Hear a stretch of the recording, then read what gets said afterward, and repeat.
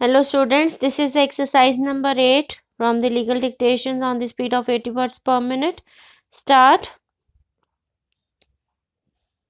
The appellant was convicted by the trial court under section 306 IPC on the allegation that his farm labor deceased committed suicide because of the harassment meted out to him by the appellant.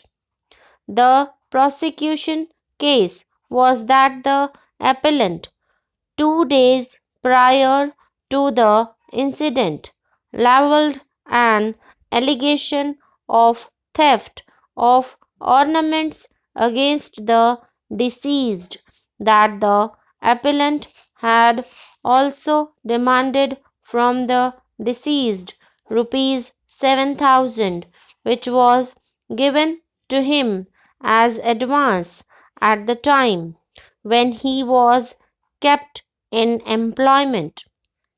The conviction was affirmed by the High Court in the instant appeal filed by the accused. It was contended for the appellant that the conviction of the appellant was unsustainable as no ingredients of offence punishable under section 306 IPC were made out. Abatement involved a mental process of instigating a person or intentionally aiding a person in doing of a thing without a positive act on the part of the accused to instigate or aid in committing suicide. Conviction cannot be sustained.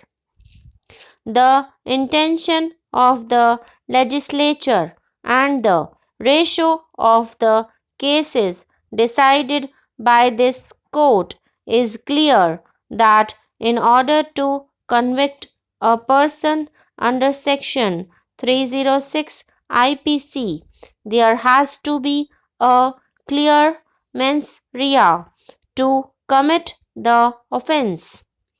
It also requires an active act or direct act which led the deceased to commit suicide, seeing no option, and this act must have been intended to push the deceased into such a position that he committed suicide.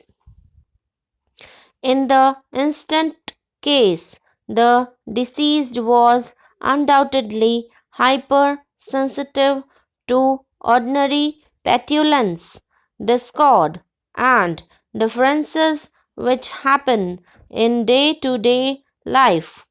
Human sensitivity of each individual differs from the other. Different people behave differently in the same situation. In the light of the provisions of law and the settled legal positions crystallized by a series of judgment of this court, the conviction of the appellant cannot be sustained.